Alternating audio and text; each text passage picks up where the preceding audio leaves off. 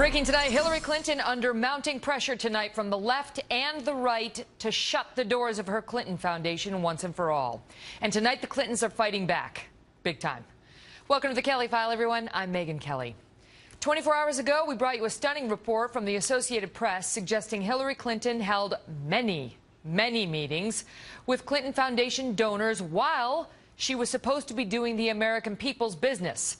The AP found that of the 154 people from private interests who met or had phone conversations with then Secretary of State Clinton, more than half, or 85 of them, gave money to her foundation, the Clinton Foundation, for a combined total of $156 million. The Clinton campaign quickly hitting back, saying this report is flawed. And earlier today at a campaign stop, former President Bill Clinton chimed in. Watch. We're trying to do good things. If there's something wrong with creating jobs and saving lives, I don't know what it is. And the people who gave the money knew exactly what they were doing. And I have nothing to say about it. I'm really proud. I'm proud of what they've done. We begin tonight with our chief intelligence correspondent, Catherine Herridge, reporting from Washington. Catherine? Megyn, tonight the Associated Press is standing its ground after Hillary Clinton's team tried and failed to get a correction. The Clinton campaign complained on the morning shows that this AP tweet was unfair, not accurate, and based on limited information. By our count, there were over 1,700 other meetings that she had. You know, she was Secretary of State. She was meeting with foreign officials and government officials constantly. So to pull all of them out of the equation, cherry pick a very small number of meetings is pretty outrageous. And the White House defended Clinton, telling reporters that even before she became Secretary of State, there was a transparency agreement.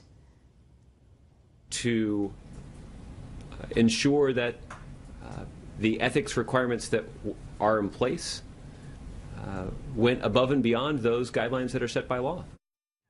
But the Associated Press says their reporting is based on documents released by a federal court after they had to sue the State Department, and it took 3 years for the AP to get the Clinton schedules that showed the foundation donors. And it made sense to analyze meetings outside her regular government duties as secretary. Quote, "This reporting was done by the same AP investigative team that discovered Mrs. Clinton's private email server and whose reporting last week resulted in the resignation of Donald Trump's top campaign strategist." Megyn? Catherine Herridge, thank you. In just a few moments, we're going to speak with Congressman Trey Gowdy, who just got back from Capitol Hill, where he personally reviewed some of the FBI's documents from its investigation into Hillary Clinton's private email server. He'll tell us what he found. But first, we are joined by Roland Martin, host and managing editor of TV One's News One Now. Roland, great to have you on the program. Thank you for being here. Great to be here. So what do you make of this, of the Clinton Foundation? As we're just looking through the publications today, USA Today, Boston Globe, New York Post, Detroit News, Daily Beast, all saying this thing ought to be shut down at a minimum if she wins. Well, first and foremost, if she wins the presidency, you will have her as president. You will have former President Bill Clinton serving as first husband, if you will. I do believe what they should do is transition out of business because even though they've done phenomenal work, you're now the commander-in-chief. You're now the leader of the free world. And so, look, I sit on a group of 50 CAN education group, Students First. We merge transferred assets. And so you can do that. You can partner with an existing NGO to do the work. But do you think it's shady you can't now? Have a what do you think of the existence of it now? Laura Ingraham was on Fox earlier calling the Clinton Foundation a machine for influence peddling. She's suggesting that they use it. They use it to sort of, you know, to get donations. They use her power as Secretary of State to sort of convince people to donate to their foundation. Well, first of all, I would disagree with that because let's keep in mind she's a former First Lady. She's a former United States Senator. I think she probably has a hell of a lot more relationships, even if she wasn't Secretary of State. And the reality is the work that they're doing as an NGO across the world is critically important. You have President Jimmy Carter, who probably comes closest to having his own organization that does work around the world. It's very rare to, frankly, have a former president that has this type of entity. So I would say Laura is absolutely wrong. She certainly has an axe to grind line here. I don't. The bottom line is here, they do good work, but I do believe what the Clinton folks have to understand is it's not simply just a question of what took place in meetings. It's also the appearance. And so I think one of the things that they should do, and they really should do this, they should say after Labor Day, they are going to suspend accepting any funds into the foundation because you're in the middle of a presidential campaign. I believe be far more proactive as opposed to reactive. That's what the Clintons should be doing. Roland, do you like her? I know that you're a big supporter of President Obama's. What do you think of her?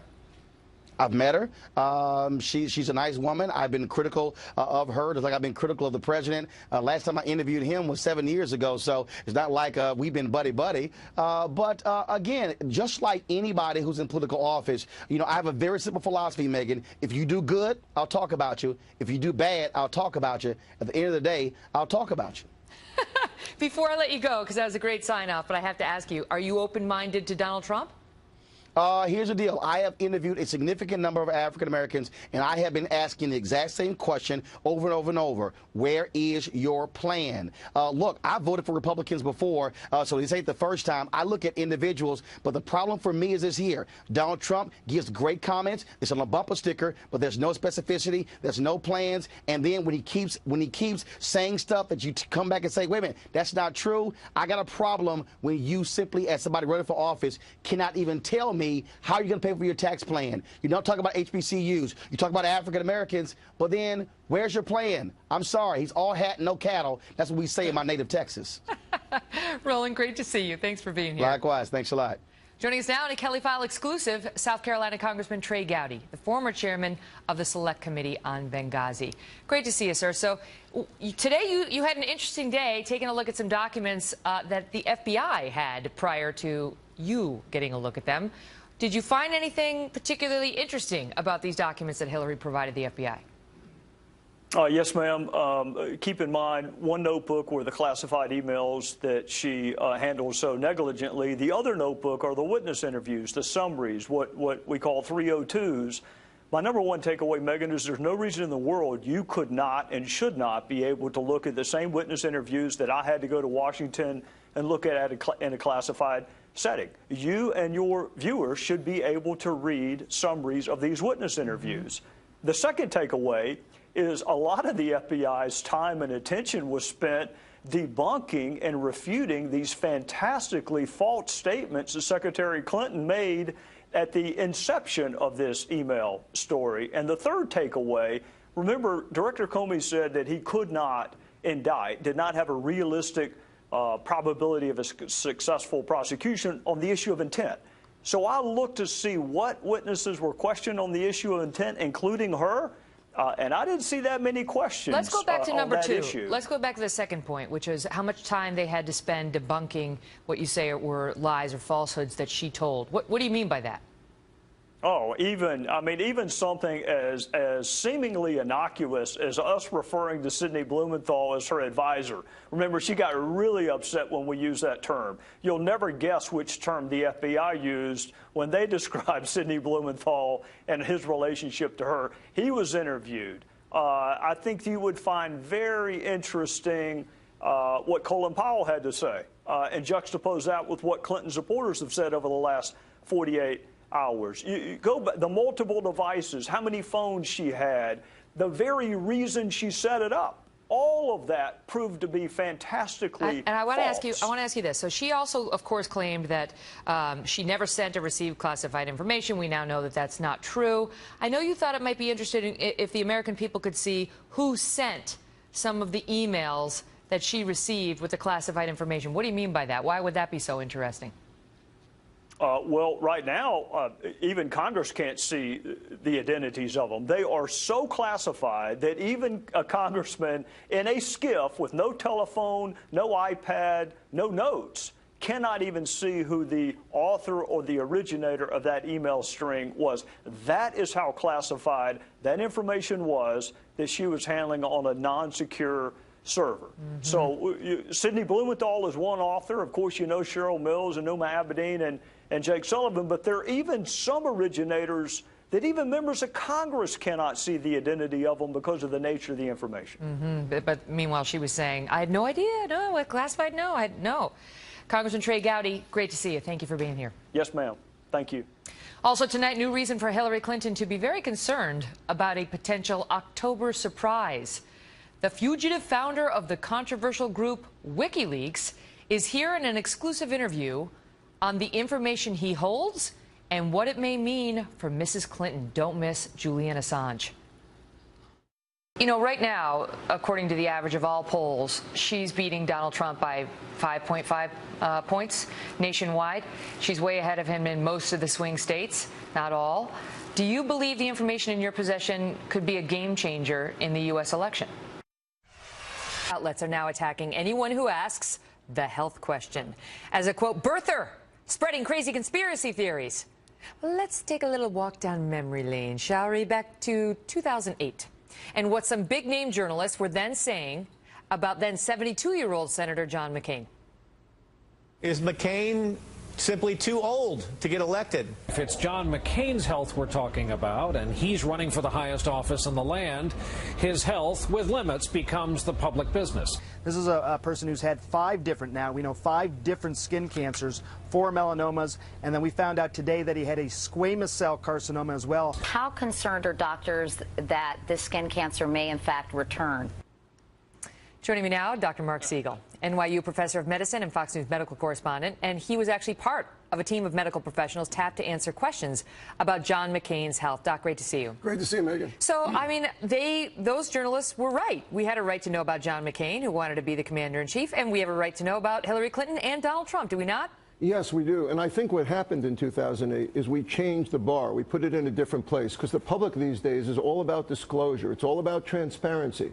So we essentially said if somebody's around 70 and they have significant health history, we want to know. His last melanoma had been 8 years before, but 22 journalists, and I was one of them, looked over 1,100 pages that he released to a private viewing and reassured ourselves that he wouldn't have a melanoma coming back soon. I remember when you did that. There was something about like some sun damage on his bottom that you can't unsee that once the image goes in your head.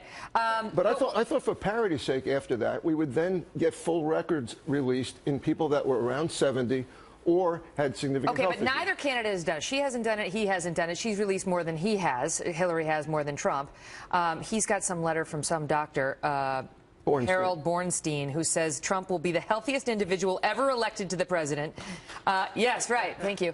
And Trump says my records show perfection, according to this guy. Okay, so this is the situation in which we find ourselves. You tell me whether you've seen anything publicly that suggests to you she has got some deeply concerning medical condition. I don't believe that doctors should speculate. I think when we do that, we undermine our own authority, and in a way, it's against our oath. What I think is if she has a significant history, like a fall in 2012, a question enough so that we would want to see more of her records if she would release them. Similarly, Donald Trump being around 70, not sleeping well at night, and eating a lot of junk food, he readily admits, I want to see his records as well. I think a team of doctors or media people should be able to get private showings of these records, same as we did in 2008. Same as, if you asked an accountant, Megan, you said to an accountant, how are their taxes? The accountant would say, I can't tell you, look at their taxes, right? Same with health records. We want to actually see the records. You don't want sweeping conclusions. You want the evidence that form the basis of those conclusions so you can make up your own mind. Absolutely. I don't see anything to doubt either one of these candidates. I just want to see more information.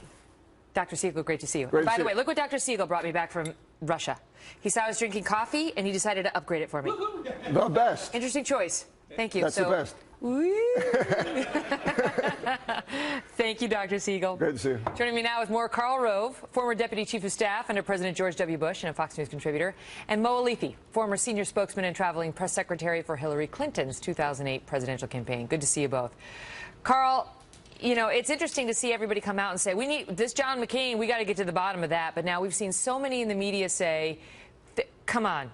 Lay off of it. I agree with it when it comes to the fake medical reports that have been out there about her, but we're allowed to ask questions about her health.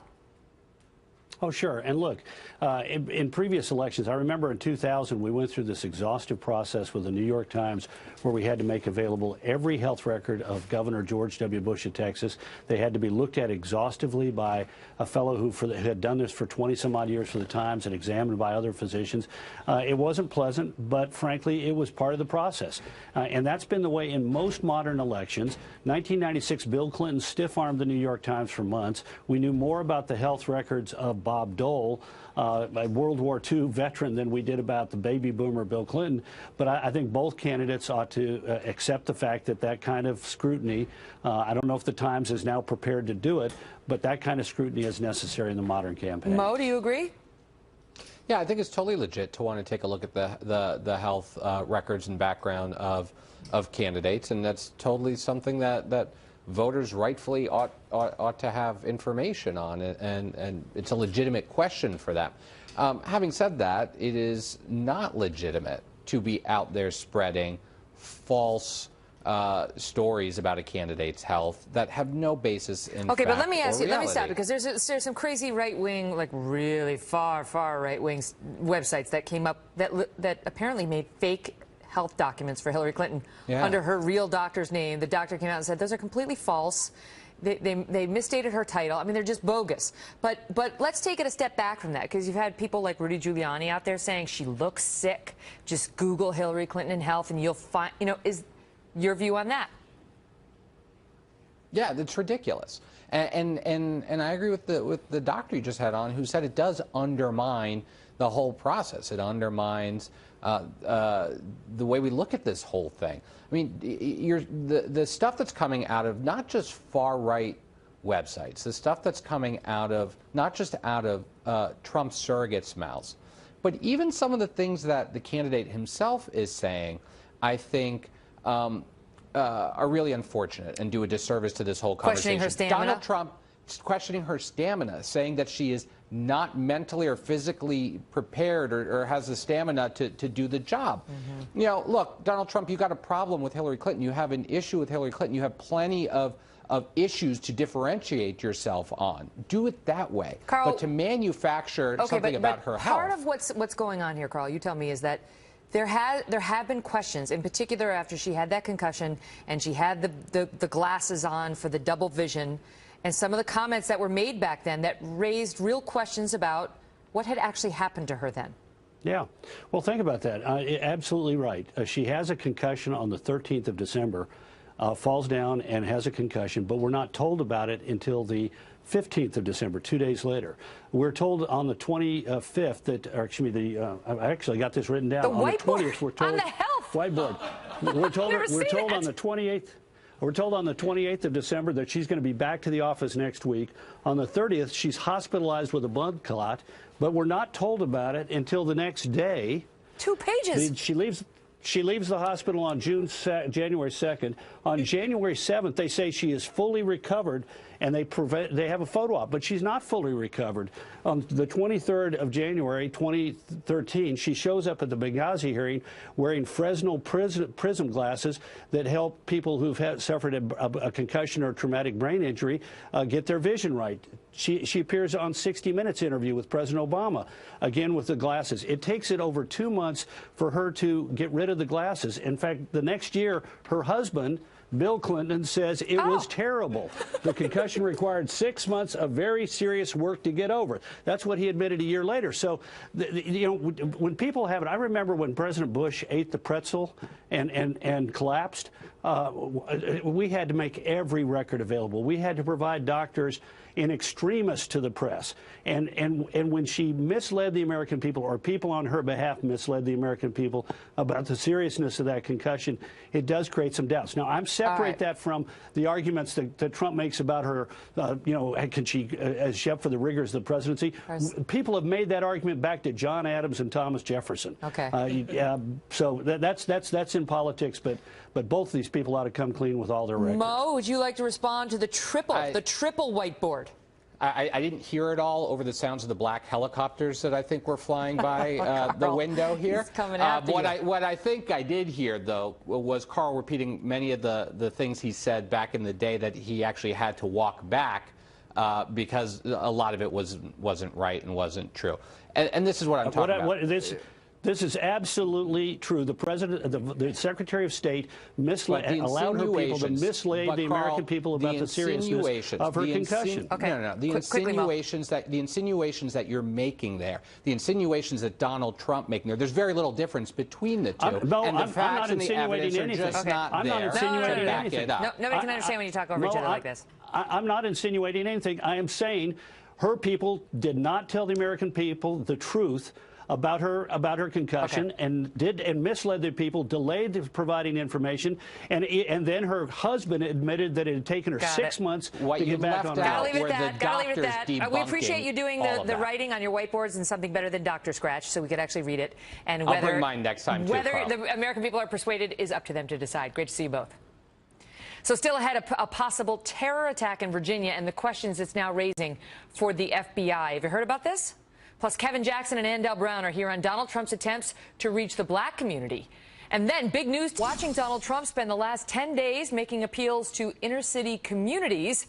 We're seeing yet another shift in tone as he reaches out to another minority group, this time on immigration. Trump was speaking with our own Sean Hannity just a short time ago when he revealed that he is softening what has become one of his most popular policies. Is there any part of the law that you might be able to change that would accommodate those people that contribute to society, have been law-abiding, have kids here? There certainly can be a softening because we're not looking to hurt people. We have some great people in this country. But we're going to follow the laws of this country. There can be a softening. Kevin Jackson is a Fox News contributor and executive director of theblacksphere.net. And Andel Brown is a defense and civil rights attorney. Good to see you both. Andel, let me start with you on that and your reaction to his statement after all this time. I mean, a year plus where he's been hard line on immigration. There's going to be a deportation force. The 11 million have to go. Their families have to go as well. There can be a softening. There's a softening. Well, this is so important that Donald Trump waited until August, 2 months before the election, to address a softening on immigration with the Hispanic American community. I think it's too little, too late, and it's really just trying a last-ditch effort to reach out to Hispanic voters. His campaign has not been inclusive, and I don't think it's helping now. Kevin, his numbers with African Americans are dismal. His numbers with Hispanics are dismal. His numbers with women are dismal. And there's an article in the Washington Post tonight talking about how he is now trying to sort of erase the impression that people have that he is, quote, racist with all three of those groups. Well, I think it's ridiculous that anybody would think that Trump is racist. He's taking a stance that many Americans believe. I actually think it's kind of heartening to look at where Trump is going to be in the next couple of weeks, because the outreach that he's done in the black community, what he's now talking about with Hispanics, even though these are not monolithic issues, I don't believe that immigration is the only things that Hispanics are thinking about. But I think that the fact that he is reaching out and talking about these issues and giving it a bit of a deeper dive is interesting. I think what's more funny is watching the left have a conniption because they've had a monopoly on the black and Latino vote for quite some time. And now here's a Republican who's able to reach him without the long arm of the media stopping him. So I think it's going to be fun to watch in the next few weeks. Andel, you know, he's reaching out not only to the Hispanic community, and that, you know, already he's getting blowback. I mean, Ann Coulter, she's hardline on immigration, and she has been forever. She just said the following over on MSNBC. Listen. How's it different than Obama? How's it different from all the candidates he just beat? I go through. That's one of the 5 talking points every politician he's going to deport the felons. Well, it's very different from the actual policy, but they all say that, and it just sounds very consultant to me. This could be the shortest book tour ever if he's really softening his position on immigration. She's on a book tour. She's basically saying, I don't want to see that. And the question is whether this might erode some of his core support with that base he's done such a good job of cultivating. Actions speak louder than words, and when it comes to African Americans, black women are the leading group when it comes to college enrollment in this country. Black men not that far behind, both ahead of Trump's base of white males. We are more than poverty, crime, and violence, and that seems to be all Trump can address when he's talking about black people. We're not lining the gutters of America waiting for Trump Trump to save us. We're doing fine and we're making progress on our own. He needs to have a better pitch than "you're doing so bad, how much worse can it get?" We need him to tell us what he's going to do and to address Kevin, the issues. He's referring to the fact that Trump came out yesterday and said, "What the hell do you have to lose to the black community? Like, come with me, vote for me." But you got to give him some credit for reaching out to these groups, do you not? I mean, he's struggling with African Americans and with Hispanics. No, Megan, but he's trying. Megan, great soundbite. Great soundbite for Trump to say. Participation trophy. To say that because he's exactly right. He's exactly right. The Democrats have effectively ruined the black community. We could look. There's a lot of things going on that are great in the black community. The problem is he going to only do a to handful fix of them it? That's are getting the question. it. And the problem is that when you talk about things like black neighborhoods, you shouldn't even be saying things like black neighborhoods, black schools. We all know what that implies. These are the worst of the worst. When we look at criminality, when we look at jobs, all of it is bad. It's all under Obama, and it's all in big cities run by Democrats. So Trump is exactly right to bring this to the fore, because you know what? Democrats believe that blacks are the sacred cows that are going to come to the barbecue and eat like everybody else. It's time we barbecue the sacred cows, and Trump is actually making an impact. Well, I will tell you, the internal polling we're told in the Trump campaign like shows that he's got an what opportunity. Trump is about, and he's appealing to a different base. He doesn't care about black people's votes. Well, the internal polling appears to show that there's some room with the African American voters because many are dissatisfied with the Clinton policies on crime from the Bill Clinton administration. I got to go. Great to see you both. So the key question in this race is this. With 76 days left, 76, can you believe that? I know. And Hillary Clinton holding a lead in the swing states. What does 75 days from the election, Hillary Clinton is maintaining her 5+ point lead over Donald Trump in the average of all national polls. But in battleground North Carolina, the candidates are locked in a virtual tie. That has not stopped Trump's campaign manager, Kellyanne Conway, however, from saying that the surveys aren't really telling the whole story. Why? So-called undercover Trump voters. We're hearing more and more of this. Joining me now to discuss it, Tucker Carlson, editor-in-chief of the Daily Caller, Kristen Soltis-Anderson, Republican pollster and Washington Examiner columnist, and Ben Domenech, publisher of The Federalist. So what Kellyanne is saying, and we've heard this from a few Trump supporters now and campaign operatives, is there's the undercover voter who doesn't want to tell the pollsters that they're in Trump's camp because a social stigma has been attached to being a Trump voter in her mind. And so he's underpolling what he really is how he's really going to perform. Tucker, do you buy it?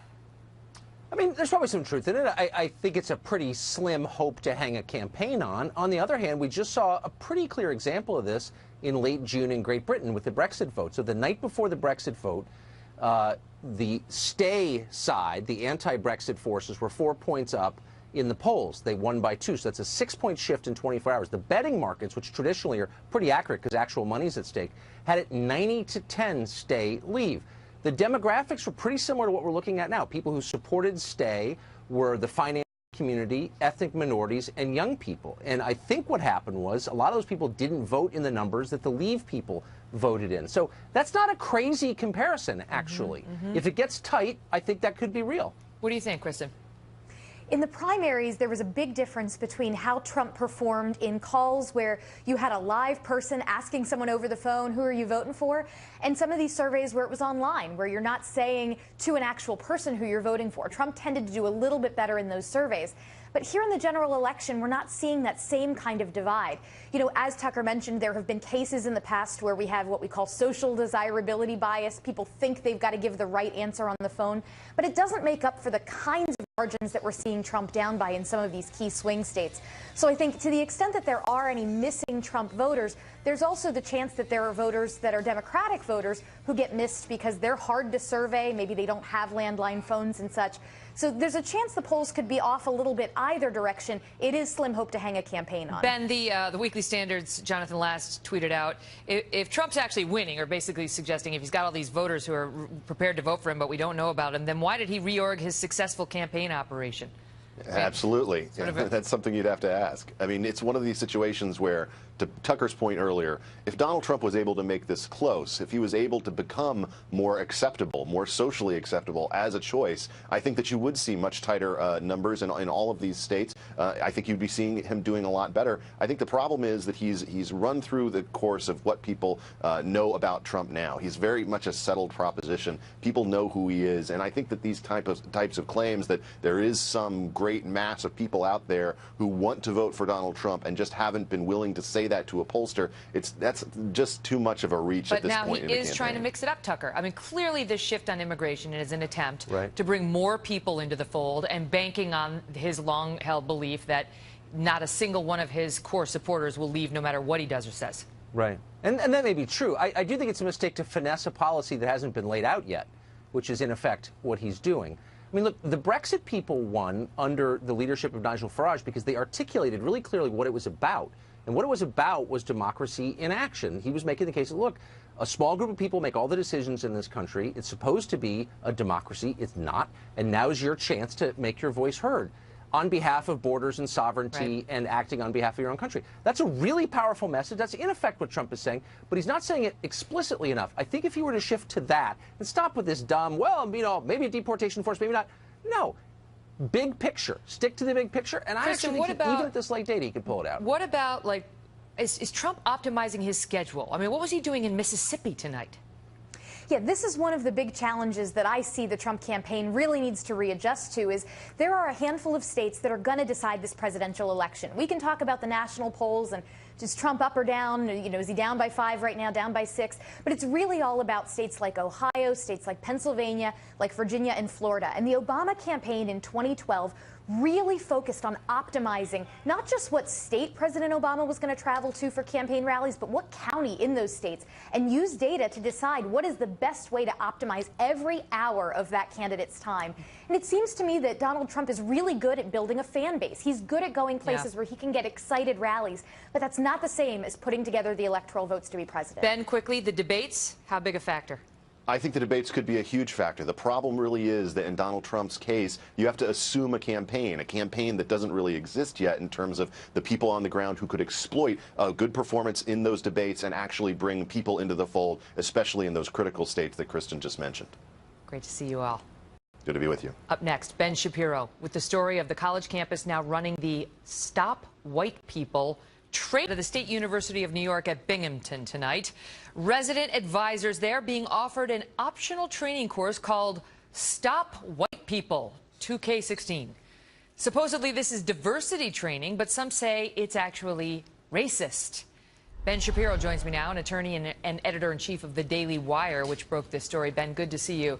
What's this about?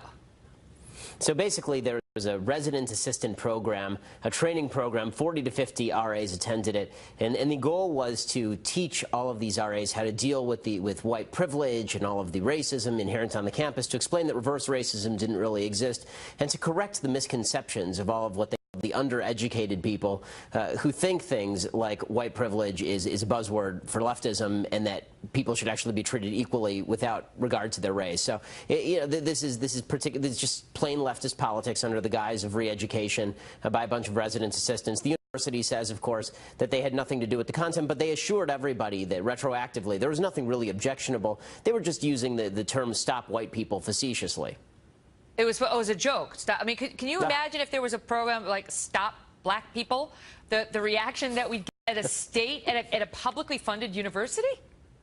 Yeah, I mean, the whole thing is absurd, of course. I mean, if you even try to give a lecture sponsored by a group on campus that has anything to do with race, there's a good shot that you'll be protested and shut down. Yeah, as you know, firsthand. Yeah, exactly. They can actually run a program called Stop White People 2K16. It's totally fine, neglecting, of course, the fact that most of the taxpayers in the state of New York are white and therefore subsidizing their education. Presumably most of the people giving the grants to the State University of New York are white. But this is what the student says. So the student group says, this is Vice President for Student Affairs, says, look, it wasn't anti-white. We're trying to improve people's ability to handle conflicts around the issues of diversity and race, and it was very respectful. And, you know, only a couple people complained. Oh, to whom? Respectful to whom? Again, as you say, I mean, you title this thing Stop Black People, and the entire country shuts down. President Obama sends the DOJ to investigate. You call it Stop White People, and that's just another way of expressing yourself. It's just a way of bringing up conflict. I mean, listen, this is the sort of intellectual rigor that I would expect from the Harvard of Binghamton, but nonetheless, it's not exactly, I think, an even playing field with regard to white and black at these state universities. Right, they're saying only a couple people, had, quote, mixed reaction. But what about those who didn't feel comfortable saying, hey, because they're worried they're going to be called a racist if they say, I don't really like this, it's making me feel uncomfortable. Ben, great to see you. We'll continue to follow it, and we'll be right back with a preview of Julian tomorrow night.